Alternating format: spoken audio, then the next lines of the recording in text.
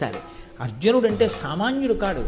ఇంతటి మహావీరుడు నిజంగా ఎదురుగుండా వచ్చి నిలబడే ముందు తన గురించి తాను ఎన్ని డాంబికాలైనా పలకచ్చు. ఇతరుల గురించి అంత గొప్పగా మాట్లాడాడు తప్ప ఒక్క మాట తక్కువ చేసి మాత్రం తాను పలకలేదు. ఇప్పుడు ఇంత దూరం ఇలా వచ్చి ఆయన బాణప్రయోగం చేస్తుంటే ఆ మండలాకారంగా పెట్టినటువంటి ధనస్సు నుంచి వినుర్ముక్తమైనటువంటి బాణ పరంపర చేత కొట్టబడి అప్పటి వరకు ప్రశాంతంగా ఉన్నటువంటి యుద్ధభూమి ఎంత గొప్పగా యుద్ధం చేశాడో మీకు చెప్పడానికి మహానుభావుడు తిక్కన గారు యుద్ధ భూమిలో ఉన్న వాతావరణాన్ని ఒక్కసారి ప్రత్యక్ష ప్రసారం చేశారు చూడ్డానికి. అందరి పెద్ద పెద్ద యోధుల యొక్క రథాల మీద ఉండేటటువంటి ఛత్రములంటే గొడుగులన్నీ కూడా ఆకాశంలో బెలూన్లు ఎగిరినట్టు ఎగురుతున్నాయి.